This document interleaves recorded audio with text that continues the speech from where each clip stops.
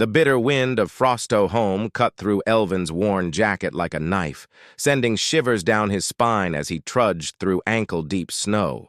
This god-forsaken ice ball, this frozen rim world, had a way of flaying the hope right off a saint. And Elvin was definitely no saint. 3 weeks stranded here had worn his patience thinner than his last credit slip. His cargo ship, the Meridian, sat useless in a repair bay. A blown quantum drive mocking him with a repair bill that would cost more than he could ever hope to afford. "Another day in paradise," he muttered, his breath forming clouds in the frigid air, a cynical plume against the endless white. The Neon settlement was a sprawling collection of massive concrete structures, their smooth, ice-resistant surfaces reflecting the dim, overcast sky. The locals, the tall, blue-skinned Neon, moved about with a quiet purpose, their bodies perfectly adapted to the biting cold that still made Elvin's teeth chatter. He flexed his gloved fingers, trying to coax some circulation back into them. The combat armor on his forearm, a relic from his military days, scarred and frosted over from years of service, still housed a working payment device. That, at least, was more than he could say for his ship. Elvin's blue eyes scanned the horizon, searching for the shuttle station, a weekly ritual. He was checking, as always, for any outbound ships willing to take on a broke human courier. So far, no luck. The shuttle hall itself was a cacophony of alien languages, a swirling vortex of scents, ozone, wet fur, and the cloying sweetness of various alien foodstuffs. Hundreds of species jostled towards warmer planets, each chasing their own destiny off this glacial rock. Elvin kept his head down, a practiced habit, counting the chimes that signaled boarding times, just waiting for his next chance, his next birth. That's when he saw him. An elderly Neon, ash-blue skin etched with deep wrinkles, veins glowing a faint, dim lavender beneath the surface, stumbled clumsily against a payment kiosk. His coat, a threadbare thing that looked more like delicate lace than protective outerwear, offered little defense against the chill. The machine chirped, its synthetic voice cutting through the hall's din. "Insufficient funds." The old alien's shoulders folded inward, a gesture of profound defeat, like broken wings incapable of flight. People passed by, a steady stream of hooves, claws, and boots clicking loudly on the polished floor. Nobody looked up. Nobody cared. The collective indifference was a palpable thing, a heavy blanket of self-interest that settled over the bustling terminal. Elvin's own account read 42 credits, barely enough to get by. The Southern Settlement fare was 38. He told himself he could walk the last 40 clicks if he missed the shuttle, that he'd done worse, survived worse. But the Neon, frail and exposed, might not survive another night outside. The thought, cold and sharp, cut through Elvin's own weariness. Something hot and stupid, a forgotten spark of humanity, swelled in his chest. Before he could talk himself out of it, before his ingrained self-preservation could kick in, he stepped forward. "Excuse me," Elvin said, his translator converting his words to the melodic Neon language, a language he'd heard countless times but rarely spoken. "Having trouble?" The old alien turned, his pale eyes widening slightly at the sight of a human offering help. "The terminal refuses my payment," he explained, his voice carrying the distinctive harmonic undertones of his species, a sound like distant chimes. "I fear I must wait for the next shuttle, perhaps for days." Elvin glanced at the terminal display. 38 credits. It wasn't much, not in the grand scheme of galactic commerce, but it was almost everything he had. He could cover it and still have enough for a meager meal, maybe even a stim drink. What the hell, he thought, a wry, self-deprecating humor flickering within him. Maybe the universe would repay the favor someday. He raised his arm to the scanner. "Let me help." The payment device in his combat armor beeped, connecting to the terminal with a soft electronic hum. "Where are you headed?" "The Southern Settlement," the old Neon replied, watching with a mixture of surprise and cautious hope as Elvin authorized the payment. "You are most kind, human." Such generosity is rare among strangers, especially to one who appears without means. Elvin shrugged, a familiar gesture that conveyed both modesty and a hint of his weary past. "Name's Elvin, former military pilot, current stranded courier." He forced a tired smile. "Just paying it forward, Elder. Universe runs on small gears, after all." The terminal chimed, brighter this time, a triumphant note. Payment accepted. Transaction approved. Boarding pass issued. The old neon accepted the pass with a graceful, almost regal nod. I am Tyr. Your kindness will not be forgotten. His bioluminescent tears, glowing faintly, were a stark contrast to the harsh environment. Why? He whispered, the question laced with a profound disbelief. Elvin just gave another weary shrug. Paying it forward, Elder. Universe runs on small gears. The neon bowed, joints creaking with age, but with a dignity that transcended his threadbare coat. Then may the universe remember your kindness. He shuffled toward the gate, and Elvin exhaled, relief washing over him, immediately followed by the sharp pang of regret. His stomach already growled a protest, a harsh reminder of his own precarious situation. Before Elvin could truly process the immediate regret, the ground beneath them trembled.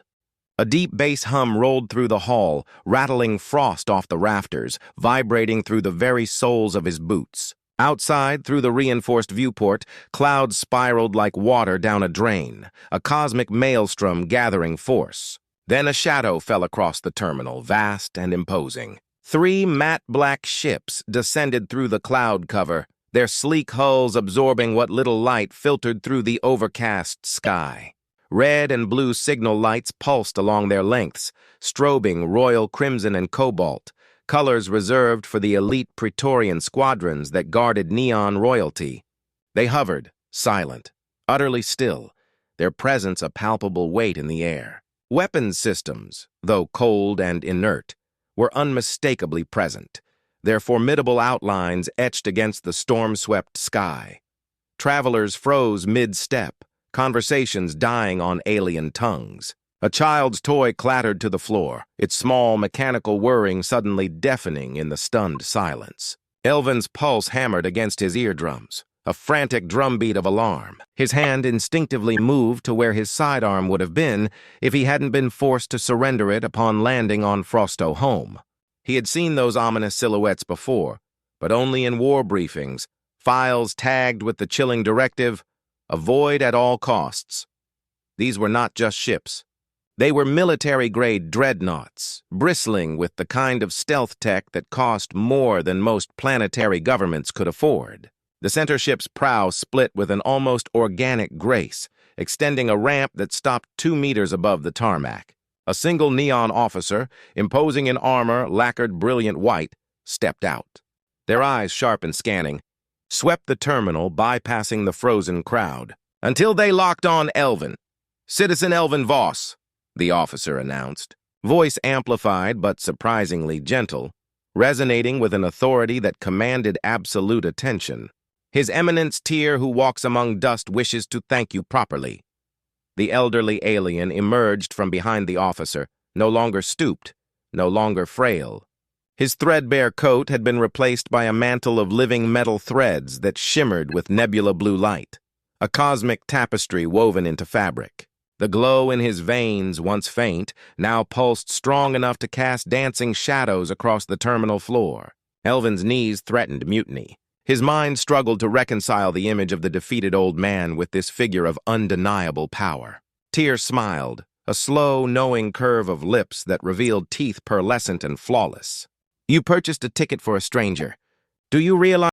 Elvin managed a croak, his voice barely a whisper against the sudden, overwhelming reality of the situation. Gave an old man a ride?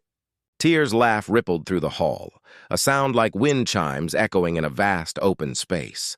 You restored faith in a dynasty thought cruel by its own people. You paid not with credits, human, but with belief.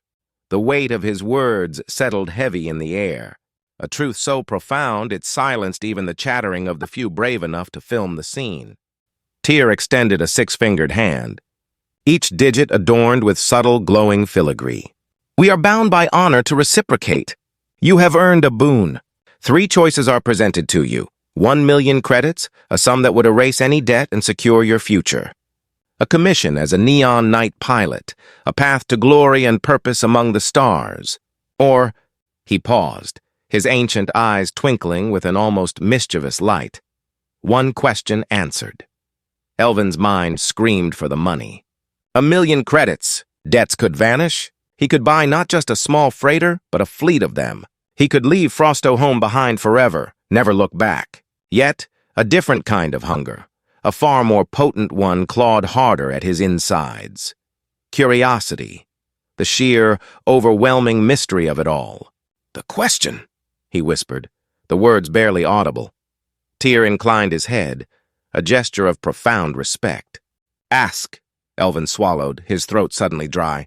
His gaze flickered from the resplendent Tyr to the 3 silent, deadly dreadnoughts floating outside.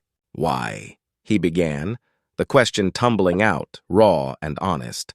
"Did 3 dreadnoughts escort 1 wandering elder?" Tyr's answer came soft, yet it resonated through every soul present, a truth that shifted the very foundations of their understanding. "Because I am the last crown rememberer. My people's history, our very civilization, lives in my blood. Lose me and a civilization forgets itself." "Your kindness, Elvin Voss, protected memory itself." Gasps circled the hall, a collective intake of breath. Phones snapped images, the clicks echoing in the sudden, reverent silence. Elvin felt weightless, adrift in a sea of cosmic significance. A small act of kindness amplified to an unimaginable scale. Tyr signaled, and a guard, equally resplendent in white armor, presented a small crystal shard. It pulsed with an internal starlight, a miniature galaxy held within his palm. "Place this on any nav console. It will guide you to worlds that need pilots who choose kindness over credits. Fly for us, Elvin Voss! Keep memory alive!" The officer, the one who had first addressed Elvin, stepped forward, a faint smile gracing their lips. "Your shuttle departs when ready, Captain." Elvin stared at the ticket still clutched in his hand. It no longer displayed the southern settlement fare. Instead, it glowed with intricate neon glyphs, a lifetime passage on any imperial lane. He looked toward the horizon, where the southern settlement's lights flickered like low stars, a familiar, mundane destination. He could still walk away, disappear back into the anonymity of a courier's life. But the weight of the crystal, the promise in Tyr's eyes, the unexpected title of Captain? Instead, he climbed the ramp, his stride firm, a new purpose already taking root. Behind him, the travelers erupted in cheers, their astonishment giving way to awe. Footage was already racing across the nets under the tag. Humanity pays forward. If stories like this, small choices rippling across galaxies, light your thrusters, smash that like button so the algorithm knows you want more HFY tales. Comment below, what would you have chosen? The credits, the knighthood, or the question? Let me know. The ships rose, their shields scattering the snow like glitter, transforming the harsh rim-world landscape into a fleeting masterpiece of light. Inside, Elvin sat beside Tyr on crystal benches, the material cool and smooth beneath him. The engines thrummed a lullaby, a deep resonant vibration that soothed his frayed nerves. Tyr spoke, his voice a low, melodic cadence, of ancient war songs stored in his blood, of planets whose very skies sang when history was spoken aloud. He spoke of star charts that rearranged themselves like living poems, of nebulae that held the echoes of forgotten battles. Elvin listened, forgetting his hunger, forgetting the biting cold that had been his constant companion for weeks. When Frostoholm's white sphere, once his prison, shrank behind them, becoming just another distant star, he realized he hadn't merely left poverty behind.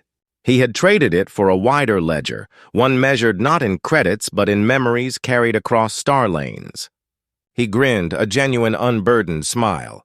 "Elder, I still can't buy dinner," Tyr chuckled, the sound like dry leaves rustling in a gentle breeze. "Captain, history feeds longer than bread." News feeds across the galaxy exploded. Human diplomats scrambled to spin the moment into new treaties, leveraging Elvin's act of kindness into political capital.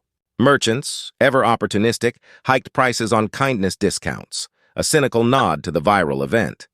Yet, amidst the political maneuvering and commercial exploitation, the image that truly stuck was simple, profound, and undeniable. A weary human courier in patched armor tapping his wrist pad for a stranger. Overnight, donations flooded shelters on a dozen worlds. One kid on Europa, inspired by the tale, mailed Elvin a crayon drawing of 3 black ships, boldly captioned, Thanks for proving nice guys don't finish last.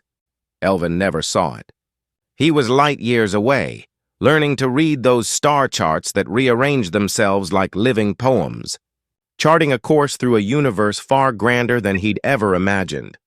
So remember, when the universe feels like frozen metal, when the bitter winds of life threaten to flay the hope right off you, and your account reads 0, compassion is still a currency. It might not buy the next meal, not immediately, but occasionally, just occasionally, it buys a fleet. A fleet that changes everything. Elvin's story drifts out there, a quiet legend. Every time a shuttle door opens and someone lets another go first. Every time a stranger's fare gets paid with nothing promised back.